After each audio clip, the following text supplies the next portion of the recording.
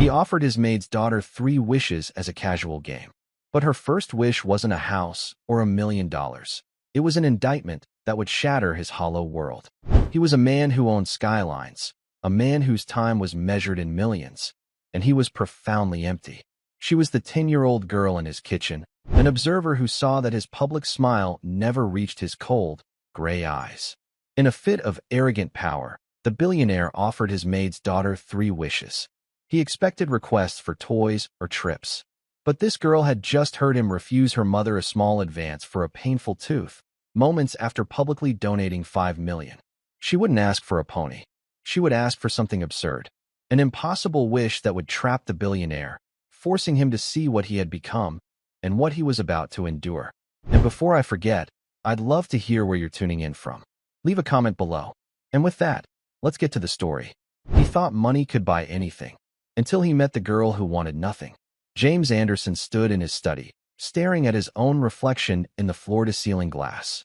Outside, his vast estate was dark, the fountain silent.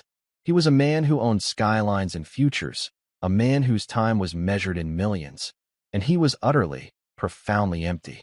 3 floors below, in the cavernous steel kitchen, 10-year-old Emily Carter finished her math homework. She sat at the staff table, her blonde hair in a neat ponytail. She was waiting for her mother, Mary, who was the head housekeeper. Emily was a quiet child, but she was an observer. She saw things. She saw the way Mr. Anderson's assistants flinched when he entered a room. She saw how his public smile never, ever reached his cold, gray eyes. Tonight, that public voice was in use. Mr. Anderson was in the adjacent dining hall, his voice sharp and loud on a speakerphone. $5 million, yes, James said, pacing. To the children's hospital. Make sure the press release mentions the new oncology wing. It's vital they see the commitment. Schedule the photo op for Friday. Emily looked down at her workbook. She thought of a different phone call. Last week, her mother had been in this same kitchen, whispering, her face tight with worry. She had asked Mr. Anderson's personal assistant for a small advance. Just a few $100s. Emily needed a painful, complicated filling for a cavity, and the insurance didn't cover all of it. The request had been denied. Mr. Anderson does not handle staff payroll directly. The assistant had replied, her voice like ice. Now, Emily listened to the man who refused her mother a few $100s boast about giving away $5 million. It's about legacy, Tom, James continued. It's about making a difference. These children, they deserve a fighting chance. He ended the call and walked into the kitchen, stopping when he saw Emily. He rarely noticed her. She was usually just a silent shadow, vanishing when he appeared. You're still here, he said. It was not a question. Yes, sir. Waiting for my mom. James looked at her. Really looked at her. Small, serious, with watchful eyes. He had just closed a massive deal. He was in a mood of expansive, arrogant power. He felt an impulse, the same one that made him donate the $5 million. It felt good to be the king. You're Mary's girl. Emily. Emily Carter, sir. Well, Emily Carter, he said, pulling a bottle of sparkling water from the industrial refrigerator. I'm in an excellent mood. I just gave away a fortune to sick children. I feel generous. He leaned against the steel counter. So, I'm going to do something for you. I'm going to grant you 3 wishes. Anything you want. Go on. Ask. Emily just looked at him. What is it? He pressed, amused. A pony? A new computer? A trip to Disneyland? I own a resort near there. I could send you on my private jet. Name it. From the pantry, Mary emerged, wiping her hands on her apron. Her face was pale with panic. Mr. Anderson, sir, please. Don't tease her. She's just a child. Emily, go to the staff room. Nonsense, Mary, James said, waving his hand. Let the girl dream. It's the least I can do. Go on, child. 3 wishes.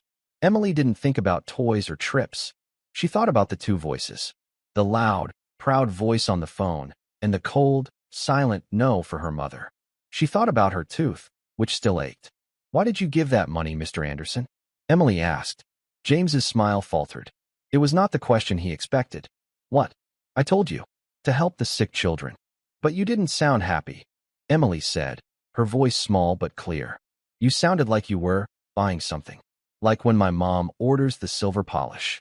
The air in the room went still. Mary made a small, terrified sound. Emily, apologize. Right now? No, James said, his voice dropping. The amusement was gone. Let her speak. He felt a strange, cold prickle. No one, ever, spoke to him this way. Emily stood up, her worn sneakers quiet on the tile. My mom works for you every day. Her hands hurt at night. She needed help for my tooth. Your assistant said no. You give millions to children you don't know, but you wouldn't help the one in your own house. Silence. It was vast and heavy. It was the sound of a truth that had never been allowed in this mansion. Mary was trembling. Sir, I am so sorry. She doesn't know what she's saying, She knows exactly what she's saying, James said softly. His eyes were fixed on Emily. He felt a rage so pure and cold it almost made him laugh. He was being lectured on charity by his maid's daughter. You are either very brave, he said, or very, very foolish, child. My great-grandpa always said truth shouldn't be scary, Emily replied, her chin held high. He said it's just the truth. A flicker of curiosity cut through James's anger. And who was your great-grandfather? Sergeant Michael Carter, sir. He was a ranger. He landed at Point du Hoc on D-Day. James froze. He knew that name. Everyone in this city knew that name. Michael Carter was a legend. A statue of him stood downtown. He had single-handedly taken a German bunker, saving his platoon. James had donated money to have that statue polished last year. The irony was bitter. This girl, this small, blonde child, was descended from a man of actual, undeniable courage. It made her words feel heavier. It made him feel smaller. His arrogance had trapped him. He had made an offer. A man of his word, a man of legacy, could not back down. Not in front of the heir of Michael Carter. Very well, James said, his voice tight. You have your 3 wishes. Ask your first. But understand this. Once you speak it, I will honor it. James braced himself. He expected her to ask for the money for her tooth. He expected her to ask for $1 million or a house for her mother. The predictable, selfish grasp of human nature. My first wish, Emily said, her voice strong, is for you. James blinked. For me? Yes. I wish you would spend one whole day helping someone. For real. Not just writing a check. She took a breath and delivered the final, impossible condition. With no cameras, no assistants, and without anyone knowing who you are. Mary Carter put her hand over her mouth, her eyes wide with terror. James Anderson just stared. The request was absurd. It was an insult wrapped in a child's wish. One day? Helping. No name. He ran a global empire. He didn't help. He paid people to help. He delegated. He acquired. Do you have any idea what you are asking? He whispered, his fury returning. You dare throw my own generosity back in my face? No, sir, Emily said simply. I just want you to see what it feels like. To just help. I think you might like it. You don't look very happy, Mr. Anderson. Not ever. That struck him harder than the accusation. It was the one truth he never allowed himself to think. He wasn't happy. He was just rich. He wanted to yell. He wanted to fire Mary and throw them both out. But he couldn't. He was trapped. By his own boast, and by the steady, judging eyes of a 10-year-old girl. You are a strange child, Emily Carter, he said. He felt like a king who had just been checkmated by a pawn. Very well, he said, the words tasting like ash. You will have your wish. One day, he pointed a finger at her. But you will come with me. You will be the witness. You will make sure I fulfill this ridiculous bargain. Emily nodded, unfazed. Okay. When? Tomorrow, James snapped. 6 a.m. Be at the front door. Don't be late. He turned and stalked out of the kitchen. The sound of his expensive leather shoes on the marble floor was sharp and angry, echoing up the grand staircase. Mary sank into a kitchen chair. Emily, what have you done? I just made a wish, Mama, Emily said, turning back to her homework. He said I could. Later that night, James stood in his cavernous walk-in closet.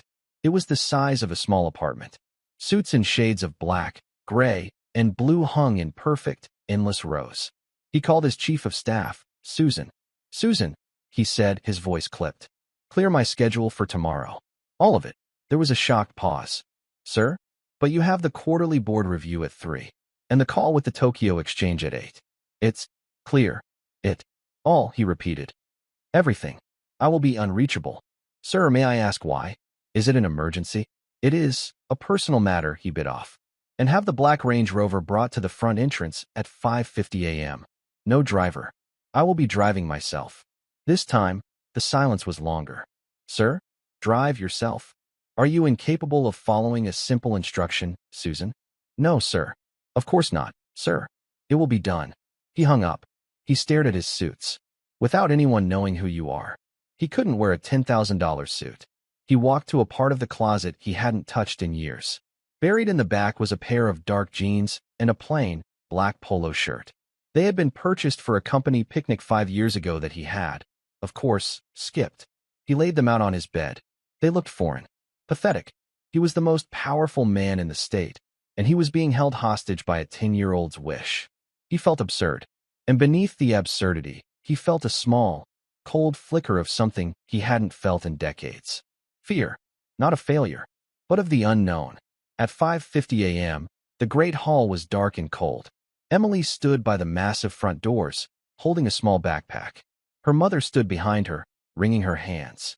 Emily, please, Mary whispered, be polite. Do not say anything else. Just survive this day. I will, Mama. At 6 a.m. on the dot, James Anderson descended the grand staircase. He was wearing the jeans and the polo shirt. He looked profoundly uncomfortable. The clothes fit him, but they didn't belong to him. He looked like a king forced into a peasant's costume. You're punctual, he grunted. He didn't look at Mary. Let's go. Emily kissed her mother's cheek and followed him out. The air was cold and damp. The Range Rover sat gleaming in the driveway. James got into the driver's seat. He fumbled with the key fob, then jammed it into the console. The engine roared to life. Emily climbed into the passenger seat and buckled herself in. James pulled the vehicle onto the long, private road, past the silent security gates, and onto the public street. He felt wrong. He was driving. He never drove. So, he said, his voice tight, you are the director of this charade. Where are we going? It's not a charade, Emily said quietly. Remember? No cameras. He gripped the wheel, his knuckles white. Fine. Where? I know a place, Emily said. My mom and I, we volunteer there sometimes. When she has a day off. James scoffed. Volunteer? You have nothing. Why would you give away your time? You don't need things to help, Mr. Anderson, Emily said. You just need time. And your hands. James was silent. He just drove. Emily gave him directions. They left his world of high walls and manicured lawns. They crossed the bridge, over the gray, sluggish river. The buildings became smaller. The streets grew wider and cracked. Turn here, Emily said. He turned onto a narrow street lined with chain-link fences. He stopped in front of a low, brown brick building. The sign above the door was faded, the paint peeling. St. Jude's Community Soup Kitchen. James stared. He didn't move. A soup kitchen, he said, his voice flat. You brought me to a soup kitchen. You said you wanted to help people, Emily said, unbuckling her seatbelt. People are hungry in there. I could write them a check, James muttered, staring at the peeling paint. I could fund them for a decade. That's not helping, Emily said, opening her door. That's buying. Let's go. She hopped out and walked toward the entrance. James sat alone in his $200,000 car. He looked at the barred windows. He looked at the man sleeping on a bus bench across the street. He was the most powerful man in the state. And he was terrified. He got out of the car. He locked it. He pressed the button twice. Emily was waiting for him at the metal door. Breakfast service starts at 7, she said. They need help in the kitchen. They're always short on prep. James took a deep breath. The air smelled like old rain and exhaust. He followed the 10-year-old girl inside. The smell hit him first. Bleach, old coffee, and boiling potatoes. A woman with tired eyes and graying hair, wearing a stained apron, looked up. Emily, she said, her face breaking into a warm smile. What a surprise, honey. I didn't know you were coming. Hi, Brenda, Emily said. This is James. He's here to help. My great-grandpa's friend. James flinched at the lie, but Brenda just nodded, sizing him up. She saw a tall man in clean, new jeans, looking lost. James, huh? Brenda said, wiping her hand on her apron before holding it out. Well, James, we're glad to have you. We're short-handed. Frank's out sick. She gestured to a pile of burlap sacks in the corner. You look strong. Can you handle potatoes? James looked at her chapped hand. He slowly, reluctantly, took it. Her grip was like steel. Potatoes, he repeated. Yup. We need 'em peeled. All of 'em. For the hash. She pointed to a deep, metal sink. You know where the aprons are. Get James set up. Emily led him to a closet. He pulled a faded blue apron over his head and fumbled with the strings. Emily, without a word, reached up and tied it for him. It was the final humiliation. He was directed to the prep station. Before him sat 3 massive sacks of potatoes. Next to them was a small, cheap peeler. He picked up the peeler. He picked up a potato. He had never peeled a potato in his life. He scraped. A tiny, pathetic shaving came off. He pressed harder. The peeler skipped and sliced into his thumb. Damn it, he hissed, dropping the potato. A bright red bead of blood welled up. An older man in a wheelchair, wearing a veteran's cap, rolled up next to him. It's a peeler, son, not a broadsword. Watch your angles. He tossed James a bandage from a first aid kit. I'm Sal. I'll be dicing what you peel. Try to keep up. James wrapped the flimsy bandage around his thumb. His face burned. He, a man who navigated hostile takeovers, was being beaten by a root vegetable. He picked up the potato again. He went slower. Scrape. Turn. Scrape. It was maddening. After 5 minutes, he had one, badly mangled potato. Sal looked at it. At this rate, Sal said, we'll be serving breakfast tomorrow. I'm new at this, James growled. No kidding, Sal said. Hands are too soft. James ignored him. He focused. Scrape. Turn. Scrape. An hour passed. James's back ached. His thumb throbbed. He had a small pile of potatoes, but the sack seemed just as full. He was sweating. Emily, meanwhile, was a blur. She was pouring coffee, running trays, talking to the men and women at the tables, smiling. Hey, new guy. Brenda called out. Potato Mountain can wait. Service is starting. We need you on the line. Relief. What do I do? You're on slop, she said, pointing to a massive, steaming vat of potato and egg hash. You get 1 scoop. 1. Not 2. 1. We gotta make it stretch. Got it. James nodded, grabbing the large metal ladle. The line opened. The men and women he had seen waiting filed past, holding plastic trays. The first man shuffled up. He looked to be about James's age, but his face was a roadmap of hard living. He held out his plate. James plopped a scoop of hash onto it. The man stared at the scoop. That's it. That's my portion. 1 scoop, James said, his voice cold. That's the rule. Rule? The man snapped. Easy for you to say, pal. You ain't the one hungry. Next, James said, ignoring him. One by one they came. He scooped. He plopped. He avoided their eyes. He felt their shame, their anger. A young woman with a baby strapped to her chest came through.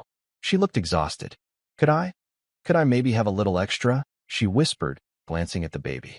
He doesn't eat solid, but when I eat, he eats. James looked at her. He thought of the $5 million. An abstraction. He looked at the woman. Her need was real. He glanced at Brenda, who was busy.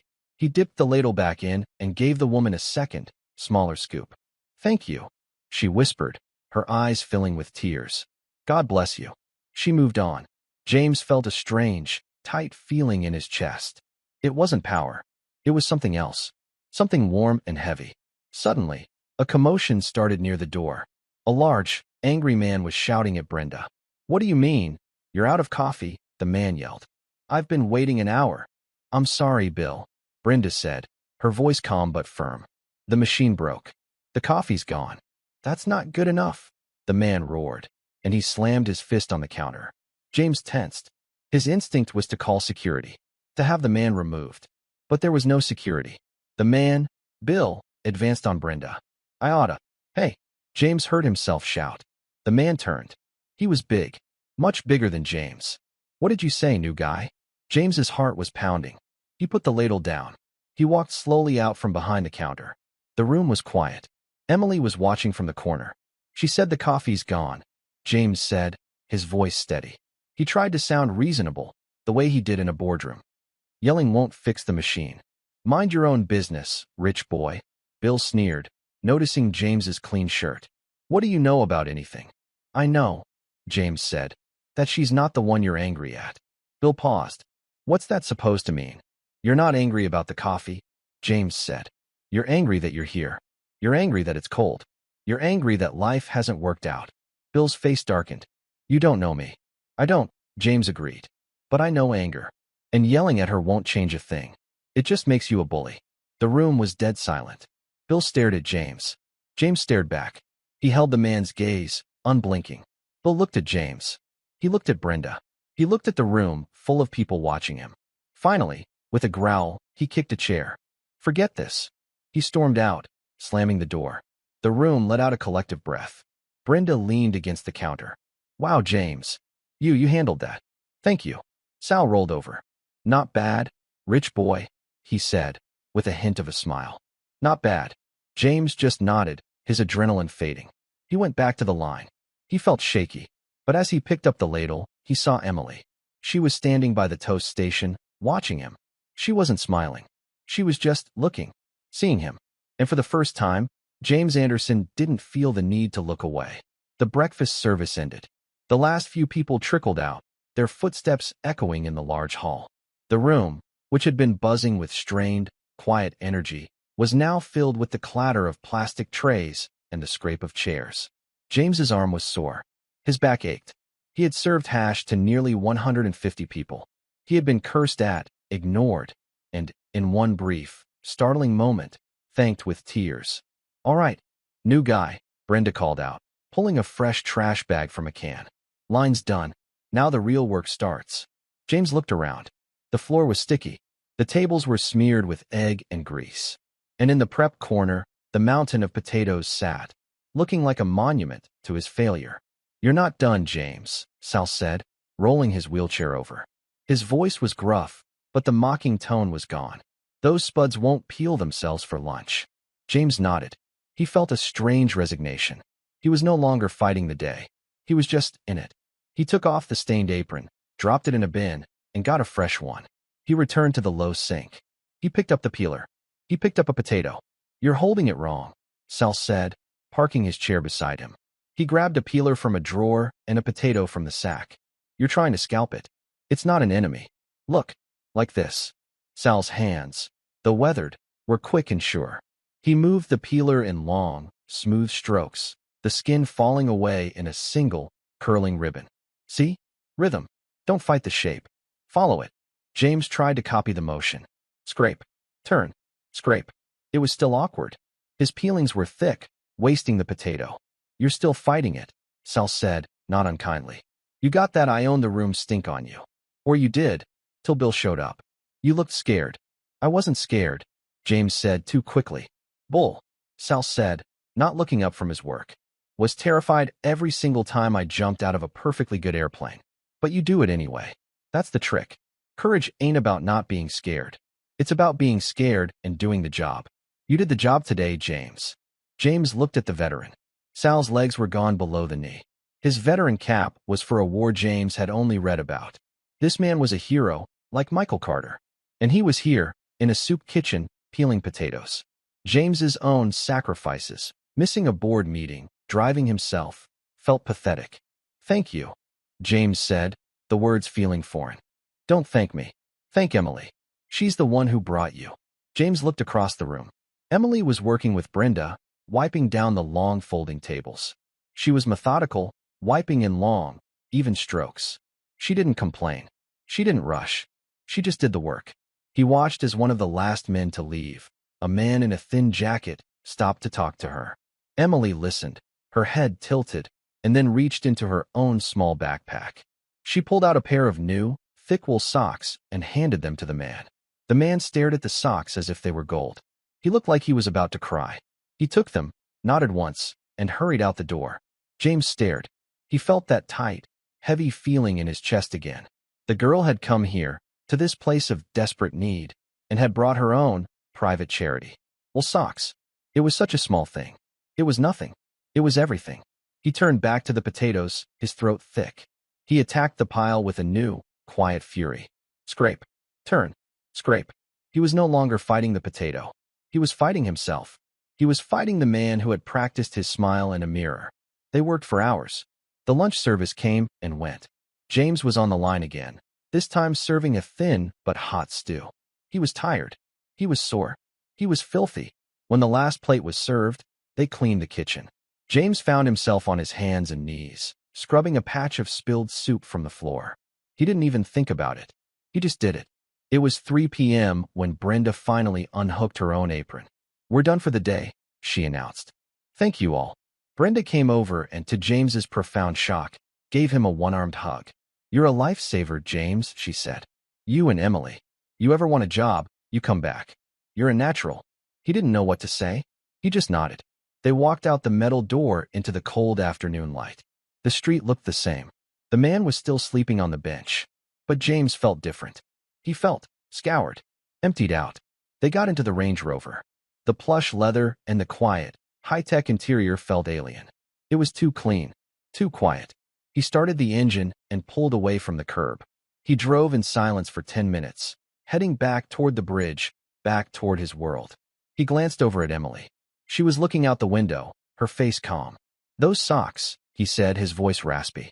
"You just gave them away." "He needed them," Emily said, as if it were the simplest thing in the world. His feet were wet. "Where did you get them?" "I bought them. With my allowance. Mama and I, we know what they need most. Sometimes it's socks. Sometimes it's hand warmers." James gripped the steering wheel. Her allowance. His $5 million donation felt suddenly, horribly obscene. "Why socks?" "My great-grandpa always said, you take care of your feet, they take care of you. Soldiers know that. And cold people know it, too." James was silent for the rest of the drive. He realized his charity was about him. Hers was about them. When they pulled up the long driveway, it was dusk. The mansion was lit up, every window a perfect, golden square. It looked like a museum.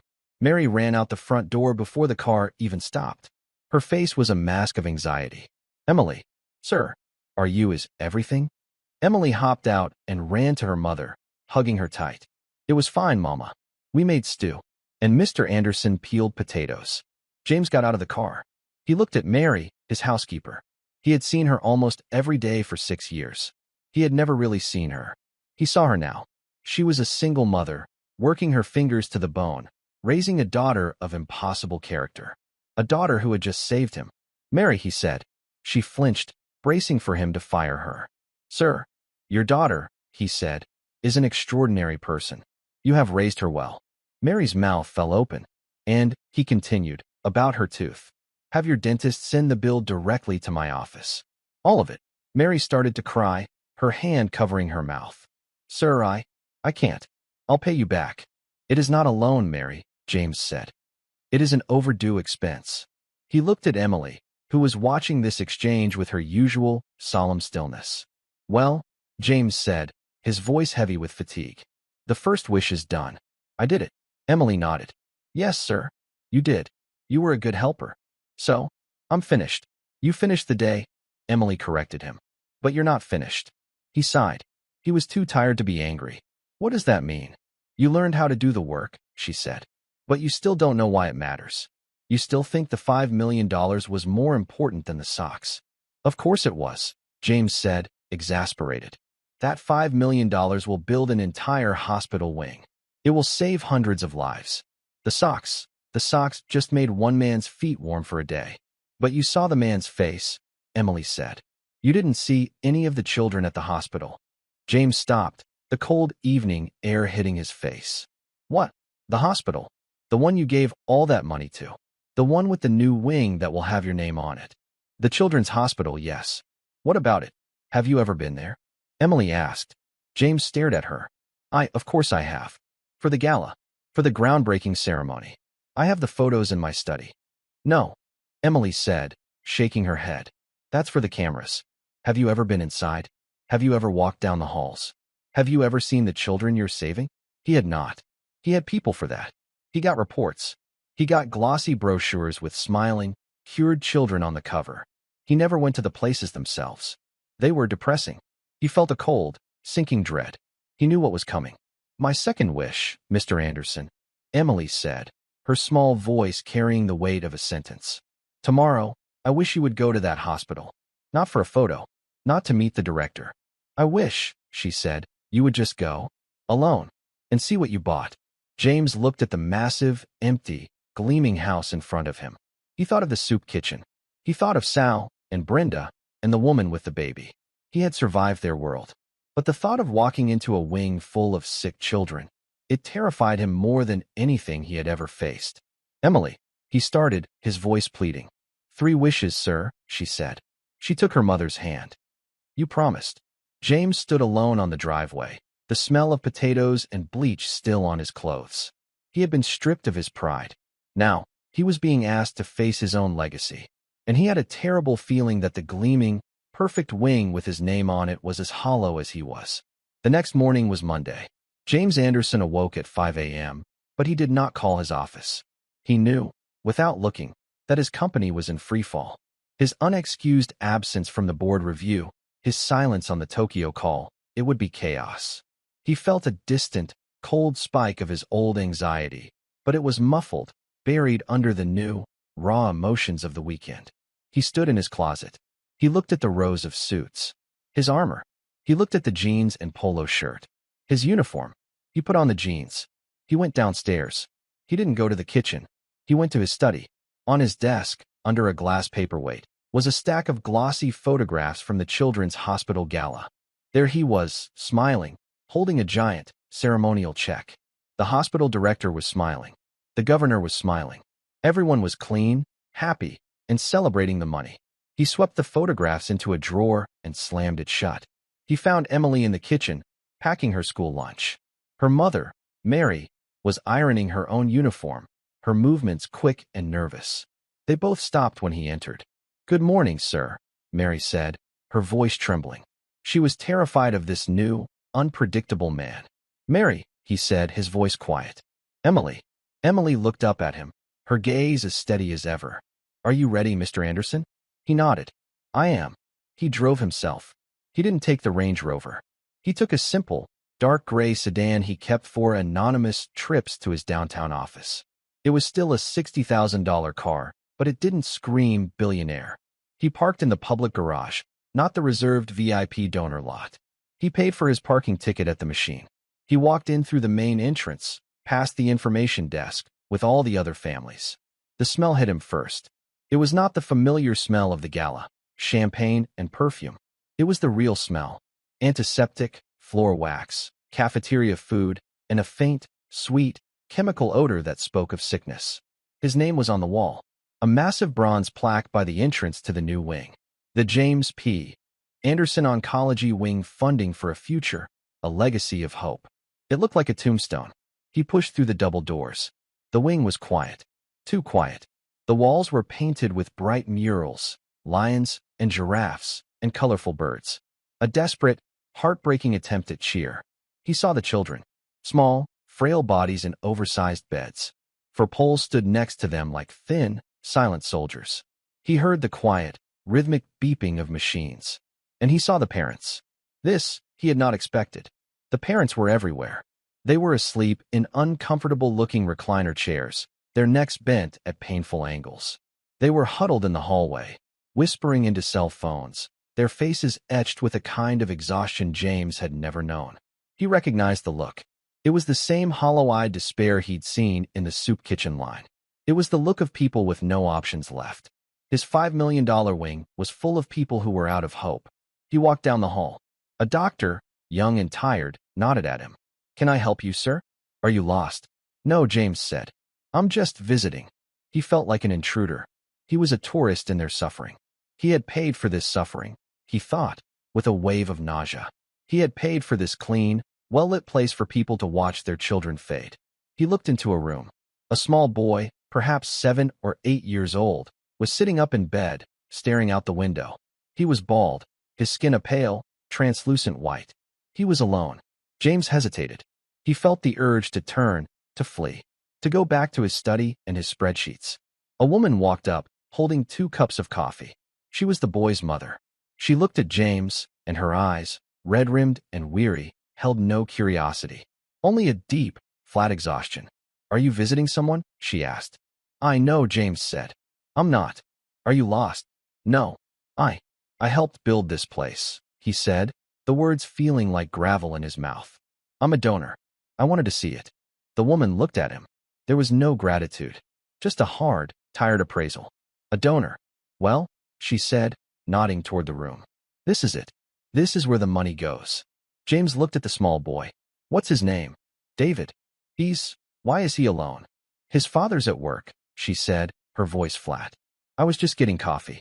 We can't both be here all the time. The mortgage doesn't care if he's sick. The power company doesn't care.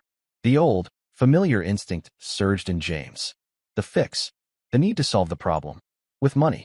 The mortgage, James said, reaching for his back pocket, where his wallet should be. He'd left it at home. I can help with that. I can call my office. I can take care of it. The woman's tired expression vanished. It was replaced by a low, fierce anger. You can what? She whispered, her voice shaking. Write a check? Pay my mortgage? Then what? Will you pay for the next one? Will you pay for the drugs the insurance decided not to cover this month? Will you pay for the gas to drive here every single day? She stepped closer, her anger a shield against her tears. Will you sit here for 12 hours, while he screams because the chemo feels like fire in his bones? James flinched. He had no answer. Your money, she said, her voice breaking, is just walls. It's a place for him to be sick. It's not help. Not real help. People like you. You buy your way out of feeling this. You put your name on a building so you don't have to come inside. She was wrong. The wing was help. The doctors, the nurses, the research, it was all vital. But James knew, in his heart, that she was also right. He had built the stage, but he had refused to watch the play. Inside the room, the boy, David, turned from the window. He looked at James with large, solemn eyes. My game's broken, David said, his voice a tiny, weak rasp. He pointed to a small, handheld video game on his rolling table. The charger port is loose. It won't charge. This was it. A problem. A real, solvable, human-sized problem. James's billionaire instinct roared. I'll buy you a new one. I'll buy you 100. I'll buy the whole company. He looked at the boy. He looked at the mother, who was watching him with bitter expectation, waiting for him to offer his sterile, useless money again. He thought of the soup kitchen. He thought of his conversation with Emily. You just need time. And your hands. Let me see it, James said. He walked into the room. It felt like crossing a border. He sat down in the hard, plastic visitor's chair. He picked up the small blue device. His hands, still sore from peeling potatoes, felt large and clumsy. My father. He was good at fixing things, James said, the memory coming to him from 1,000,000 years away. It was true. His father had been a watchmaker, a man of small, precise movements. A man James had left behind as too small, too slow. He jiggled the port. It was loose, the metal connector inside bent. He looked around. No tools. He was just James. He saw a box of tissues on the table. He took the small, cardboard tab from the opening of the box. He carefully folded it, once, twice, 3 times, making a tiny, firm shim. He used his thumbnail to push the bent connector pin back into place. Then, carefully, he wedged the folded cardboard into the small gap, bracing the loose port. It was a crude, simple fix. He plugged the charger cable back in. The small orange charging light on the device flickered, and then it held, bright and steady. David's eyes, which had been dull, suddenly widened. A small, weak smile touched his lips. You fixed it.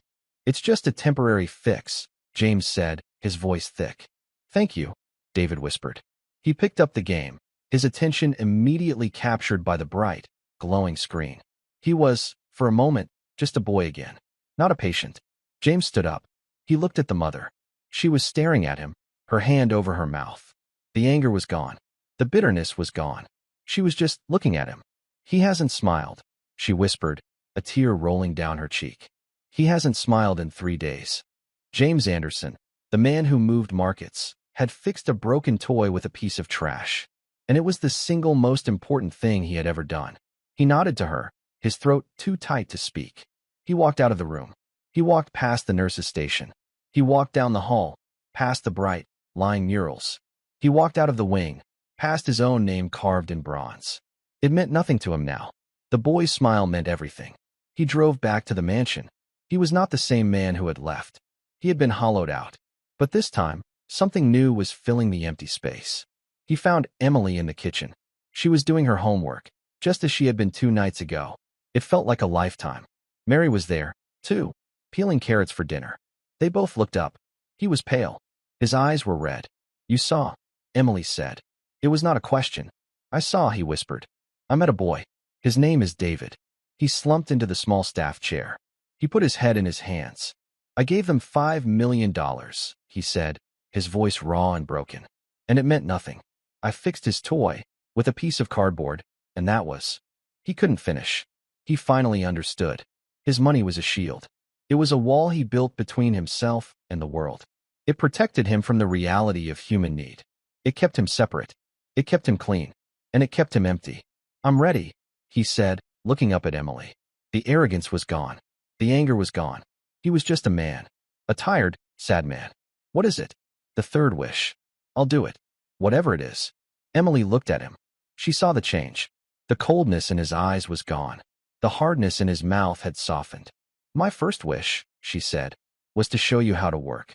My second wish was to show you why you should. She stood up, her small face serious. My third wish is the hardest. I wish for you to spend one whole day without your money. At all. He blinked. What do you mean? Like at the soup kitchen? No, she said. That was just for a few hours. I mean a whole day? From morning until night. Tomorrow. You will leave this house. You will not take your wallet. You will not take your phone. You will not take your watch. She pointed to his shoes. You will not take those. Or that car. What? What am I supposed to do? James asked. You will leave here at 6 a.m., just like you did for the soup kitchen. But you will leave on foot. You will have nothing but the clothes you're wearing. This was the final test. She was not just taking away his pride or his anonymity. She was taking away his power. I just walk, he said, the concept alien. You have to survive, she said simply. You have to find food. You have to find your way. You can't call anyone. You can't buy anything. You can't command anyone. You have to ask, or work, or just be. James Anderson, billionaire, titan, philanthropist, felt a cold, primal fear. He had faced an angry man in a soup kitchen. He had faced a grieving mother in a hospital. Now he had to face the world with nothing. He had to become one of the men he had pitted. Okay, he said, his voice hoarse. Tomorrow. Emily nodded. We will see if you can survive, Mr. Anderson. He looked at his hands. The hands that had peeled potatoes. The hands that had fixed a toy. Tomorrow, they were all he would have. The next morning was Tuesday. It was the first day of his new life. And the last day of his old one. James Anderson awoke at 5 a.m. His body was sore. His back ached from the soup kitchen. His mind ached from the hospital. He felt scrubbed raw, inside and out. He did not go to his closet. He went to the mudroom by the kitchen entrance.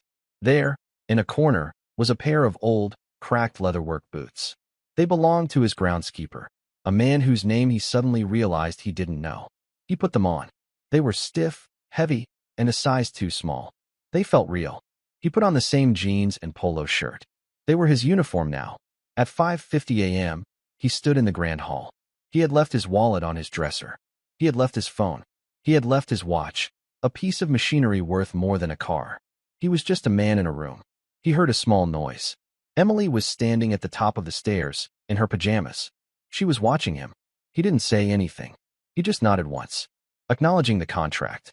She nodded back. He walked to the massive front door. He opened it. The cold, damp air of the pre-dawn hit his face. He walked out. He walked down the long, winding driveway. The massive, ornamental iron gates sensed his approach and began to slide open. He walked through them. He heard the heavy, final click as the gates locked behind him. He was on the public road. Alone. He began to walk. He had no destination. He just walked, away from his home, away from his life. The sun began to rise. Cars, expensive ones, Porsches, Teslas, Bentleys, flew past him. The drivers, his neighbors, people he saw at galas, didn't even glance at him. He was invisible. He was just a man walking on the side of the road. An hour passed. Then two. The sun was up. He was in a suburb he didn't recognize. His feet, in the ill-fitting boots, were already starting to burn. He was thirsty. He saw a public park. A small, simple patch of grass with a swing set. He walked to a water fountain. He leaned over, cupped his hands, and drank. The water was cold and tasted like metal. It was the best thing he had ever tasted. He kept walking. The suburbs gave way to the city. He walked past towering glass buildings. He saw the headquarters of his own company, the Anderson Group, a monument of glass and steel. He stood across the street, looking at it. He was the king, and he was locked out of his own castle. He was just a bum on the street. He felt a sudden, sharp panic. I can't do this. He could walk in. He could tell the security guard who he was. He could be in his office in 5 minutes. He could have coffee. He could call his lawyers. He could fix this. He looked at his reflection in the glass, a small, shabby figure against the backdrop of his empire. He thought of Emily. He thought of David. He thought of Sal. He turned, and he kept walking. Noon. The hunger arrived. It was not the polite hunger of a delayed lunch meeting. It was a sharp, aching, gnawing knot. He was starving. He was in a part of town he didn't know. The buildings were smaller, the streets dirtier. He smelled food, hot grease, roasting meat. It was overwhelming. He passed a small, family-run diner. The Oak Tree Cafe. A sign, handwritten on cardboard, was taped in the window. Dishwasher needed. Inquire within. He stopped. He thought of the soup kitchen. He thought of the potatoes. He could do this. He pushed the door open. A small bell tinkled. A woman at the counter, her face lined with exhaustion, looked up at him with deep suspicion. Can I help you? His voice was a dry croak. I need food. I don't have any money. Her eyes narrowed. Then you're in the wrong place. We're not a shelter. But I saw your sign, he said, the words tumbling out. He was humbling himself. He was begging. The dishwasher. I can work. I'll wash dishes. For a meal. Please. The woman studied him. He didn't look like a bum. His clothes were clean, even if they were rumpled. But his eyes looked hungry. She sighed. You're not you don't look the type. I'm a hard worker, James said. It was the truest thing he had said in 30 years. Please. Fine, she snapped. Sink's in the back. You give me 2 hours of hard work. Then you get a sandwich and a coffee. Deal, James said. Thank you. Don't thank me yet, she grumbled. It's a hot, greasy hell back there. She was right. It was worse than the soup kitchen. The water was scalding. The pots were caked with old cheese and grease. The steam filled the tiny room.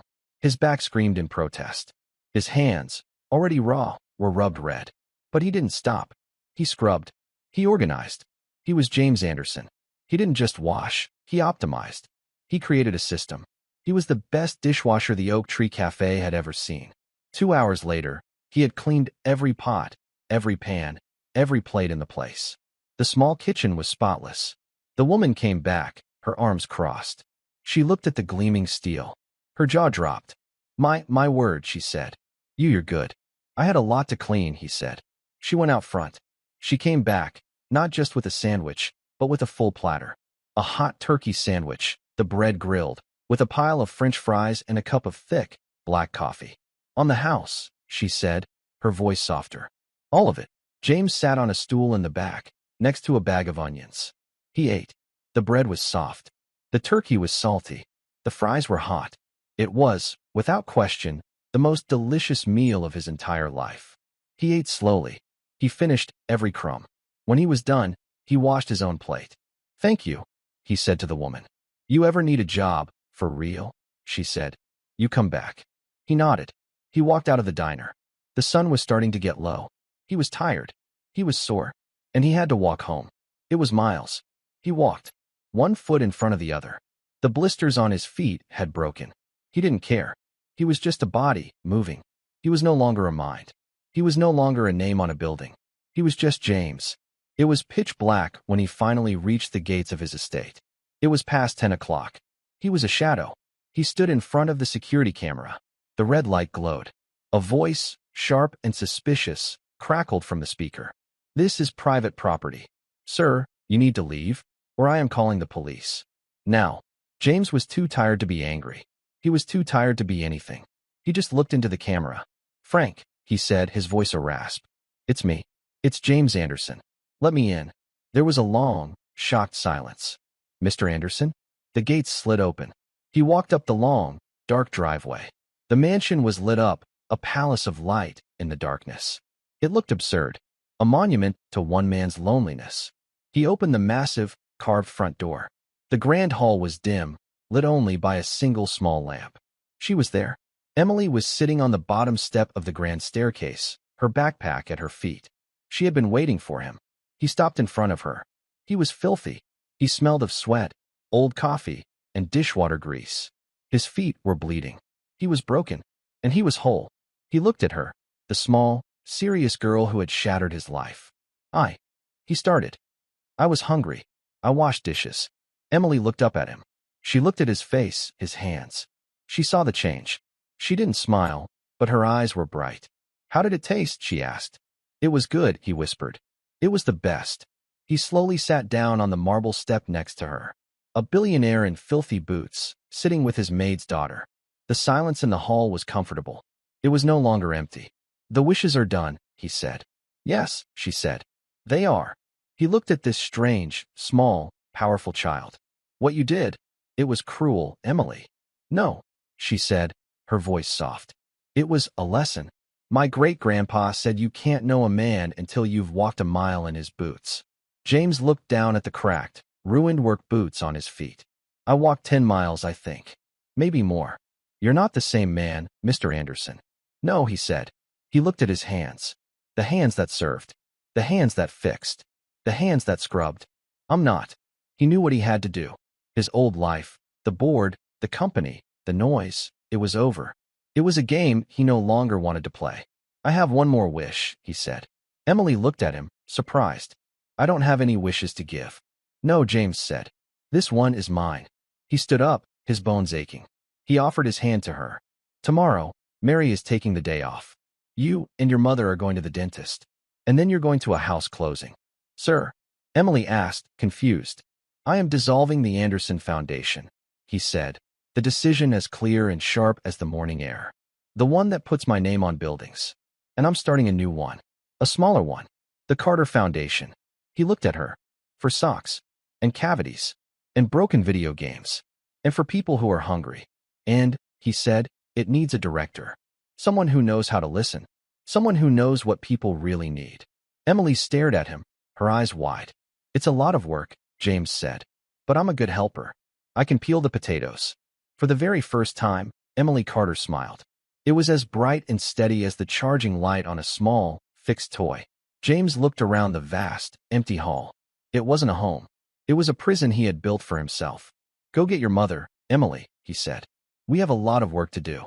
He, James Anderson, a man who owned everything, had finally learned what it meant to have enough. He was no longer a billionaire. He was just James. And for the first time in his life, he wasn't hungry at all. 6 months later, the building no longer smelled like bleach and old potatoes. It smelled like fresh paint, new lumber, and strong coffee. The sign outside, carved in simple, clear letters, read, The Carter Foundation. Inside, the main hall of the old soup kitchen was unrecognizable. The folding tables were gone, replaced with workstations, a small community library, and a clean, bright kitchen that now served 3 hot meals a day, no questions asked. Sal, in his wheelchair, was no longer dicing potatoes. He was managing logistics, directing a shipment of new winter coats into the storage room. Brenda, her face looking 10 years younger, was running the entire food program. James Anderson walked in, carrying a large cardboard box. He wore simple khaki pants and a worn, blue flannel shirt, sleeves rolled to his elbows. He looked thinner, healthier, and happier. Morning, Sal, James said, setting the box down. The new boots you ordered. Steel-toed, insulated. Should be right for the construction crew.